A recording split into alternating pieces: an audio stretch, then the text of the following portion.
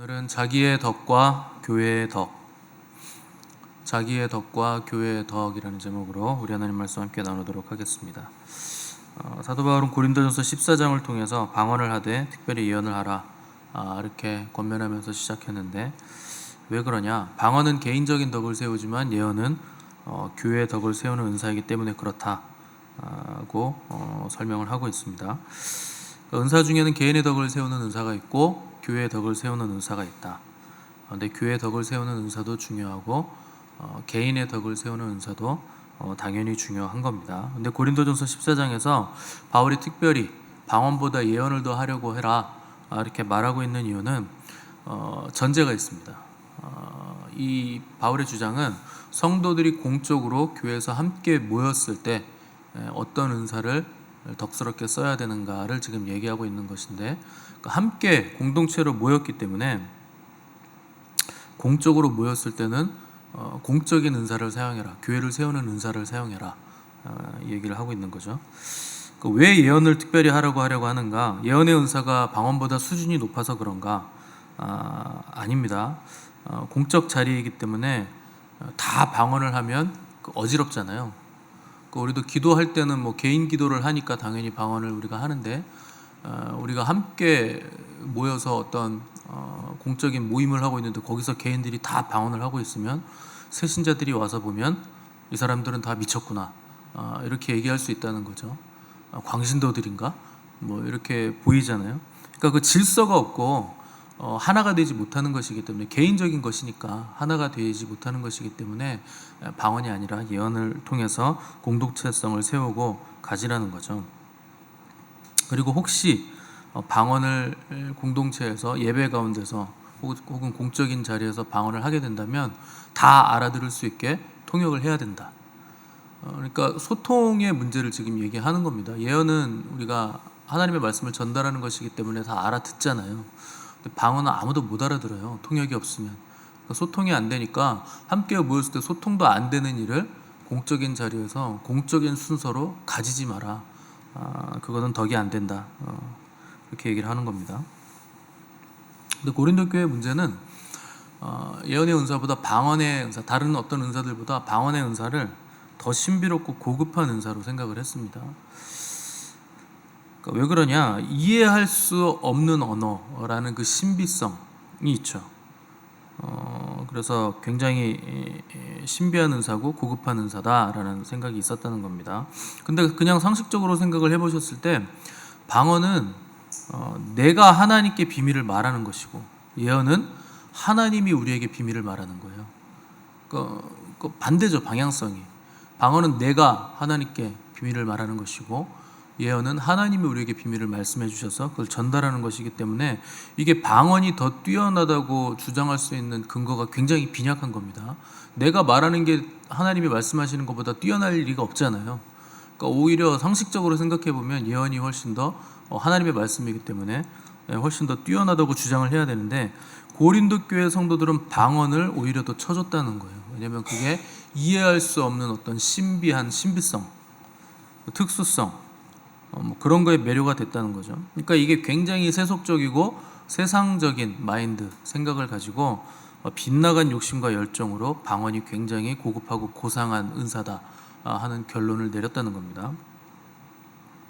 이게 이제 신비한 현상이나 심오하게 보이는 것에 대해서는 이게 좋은 거다, 이게 멋있는 거다라는 굉장히 세속적인 인식이 우리에게 있다는 거예요.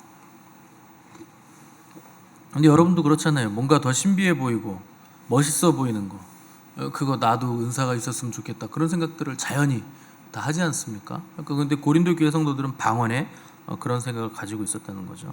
근데 또 재미있게도 오늘날에는 이것과 반대예요. 오늘날에는 사람들이 방언을 굉장히 우습게 여기고 예언을 굉장히 고급한 은사로 여깁니다. 여러분 그렇죠? 뒤집어진 거죠. 예언을 해야 돼. 예언이 훨씬 더 멋진 은사야. 바울에 따르면 예언의 은사는 개인이 아니라 교회의 덕을 세우는 거고, 공동체성을 확립하기 위해서 하나님의 말씀을 전달하는 건데, 오늘날 예언은 완전히 변질됐죠.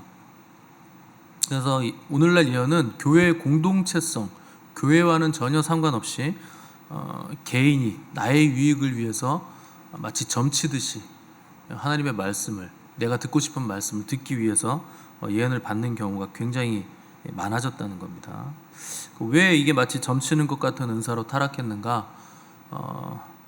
자기가 듣고 싶은 것만 듣고 싶어 해서 그래요.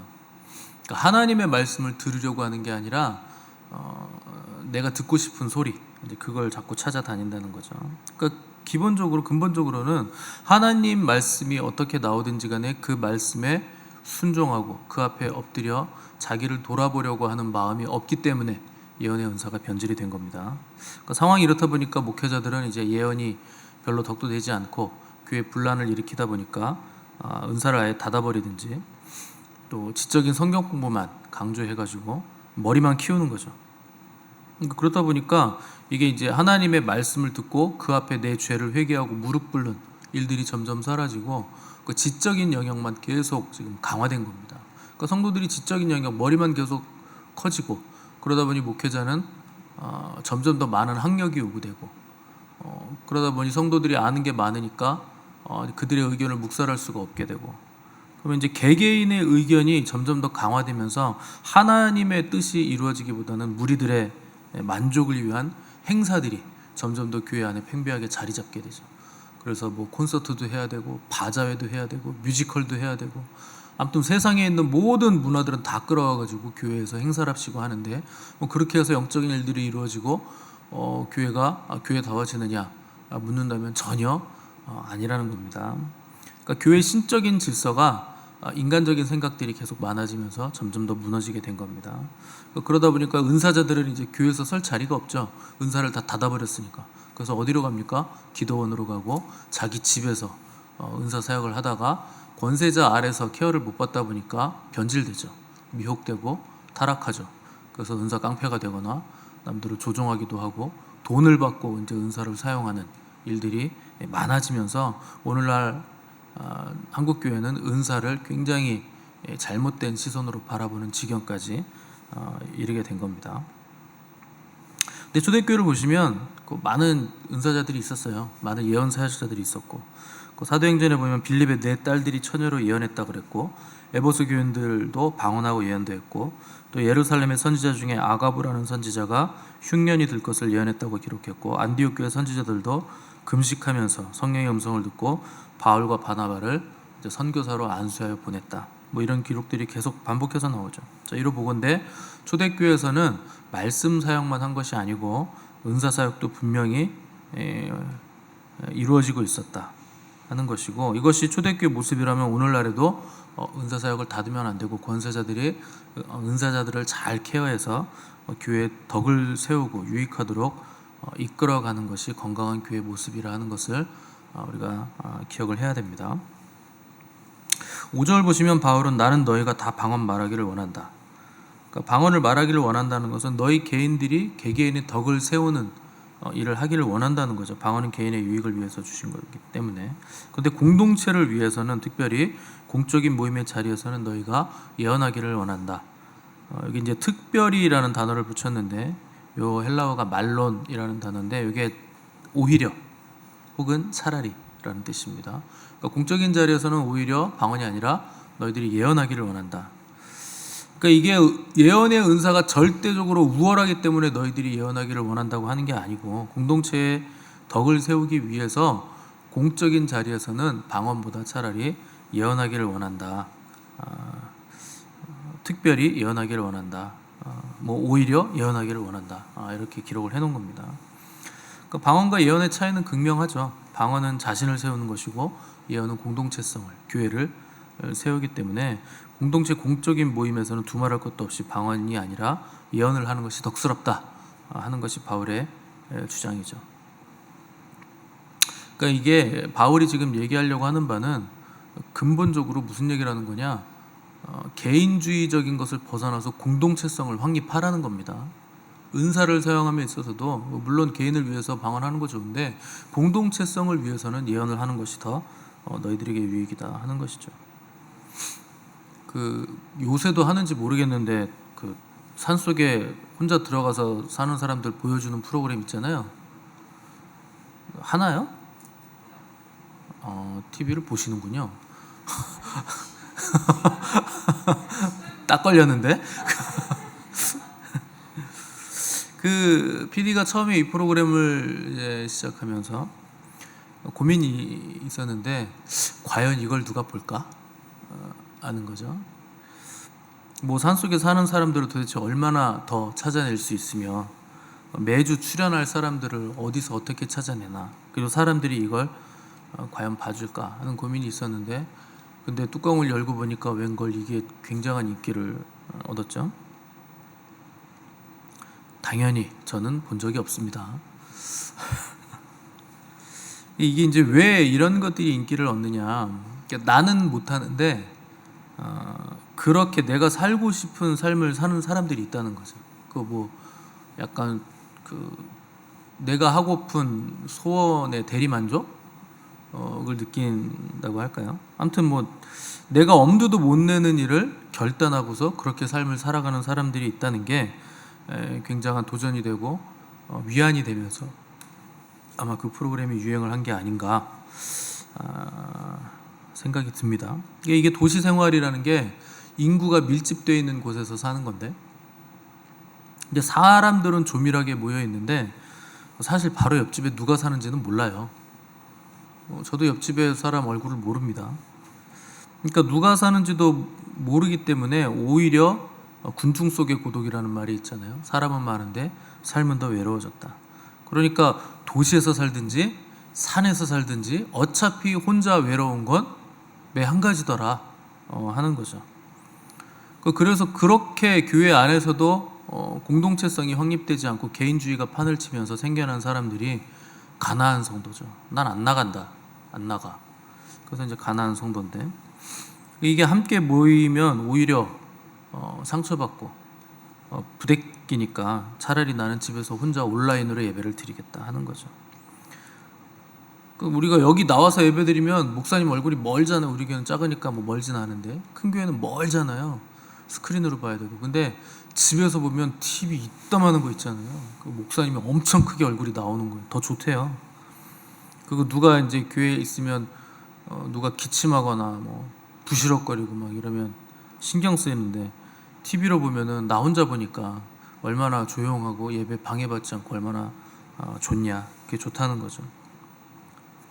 근데 뭐 그게 얼마나 좋은 게 오래 가겠습니까? 2, 3주 지나면 택배 뜯으러 간다니까요. 예배 틀어놓고 밥 먹으러 가고 잠옷 입고 예배드리고 머리 까치집 펴서 예배드리고, 예배의식이 현저하게 떨어지죠. 그렇게 예배드리는 게 정말 교회인가 묻는다면 그건 절대 교회가 아닙니다. 교회는요, 성도들이 함께 모여있는 무리예요. 혼자 있는 게 교회가 될 수 없어요. 그래서 교회는 혼자 열심히 신앙생활하는 것이 아니고 공동체가 함께 연결되고 함께 머리 대신 모퉁이돌 대신 예수 그리스도 위에 하나하나의 벽돌이 되어서 지어져가는 성전, 거룩한 공동체, 그걸 교회라고 부르는 겁니다. 혼자 신앙생활하는 게 아무리 유익하고 좋고 상큼하고 편하다고 해도 그건 교회가 아니에요. 그렇게 해서는 구원을 이룰 수 없습니다. 구원은요, 교회라는 구조를 통해서 이루어가는 거기 때문에 절대 혼자 떨어져 가지고는 구원을 이룰 수 없는 거예요. 혼자 떨어지면 뭡니까? 밥이죠, 밥. 먹이. 무리에서 떨어지면 먹이에요. 맹수들이 그냥 그거 딱 잡아먹는 거예요. 함께 지어져 가는 게 왜 중요하냐면 예수님이 십자가에서 죽으신 이유가 거기에 있기 때문에 그렇습니다. 막힌 담을 허무시기 위해서 십자가에서 죽으신 거예요. 그래서 이방인과 유대인이 그 둘이 하나가 되게 하셨다. 예수님 십자가가 그 목적을 위해서 십자가를 지신 거예요. 이게 우리 입장에서는 항상 듣는 얘기고 성경에 써 있으니까 맨날 설교 들으니까 당연한 것처럼 여겨지지만, 예수님 당시로서는 이거 굉장히 충격적인 일이었던 겁니다. 유대인들은요, 이방인을 완전히 개로 여겼어요. 개만도 못한 존재로 여겼어요. 개는 차라리 귀엽게라도 하죠. 이방인들은 개보다 못한 존재들, 아예 인간 취급을 안 했다는 거죠. 그런데 주님께서 십자가에서 하신 일이 그 개만도 못하게 여기는 이방인들과 유대인들을 둘이 막힌 담을 허셔서 하나가 되게 하셨다. 예수님이 십자가에서 그걸 허물어 내셨다는 거예요. 이게 십자가의 보혈의 능력이 아니면 이런 일은 절대 일어날 수 없는 겁니다. 아무리 애를 써도 인간의 힘으로는 안 되는 거예요. 근데 우리는 이게 별거 아닌 것 같은 거예요. 여러분들이 이방인이잖아요. 이방인인데도 여러분 구원을 받으셨잖아요. 그게 예수 그리스도의 십자가의 은혜예요. 유대인이나 이방인이나 똑같이 그리스도의 십자가로 인해서 구원을 받게 됐다. 근데 우리는 이 담을 우리가 애써서 무너뜨려 본 적이 없는 거예요. 그러니까 이게 너무 쉬운 거죠. 귀한 줄 모르는 거죠. 근데 하나님은요, 이거 하시려고 허리가 휘신 거예요. 자기 아들을 아끼지 않고 죽이신 거예요. 이거 이루시려고. 그래서 우리가 그분이 얼마나 힘드셨는지, 어떤 대가를 치르셨는지를 안다면 우리가 하나 되는 일에, 공동체성을 확립하는 일에 이토록 무관심하게 우리가 반응하거나 신앙생활을 이렇게 개인주의적으로 하지는 않을 것이라는 거죠.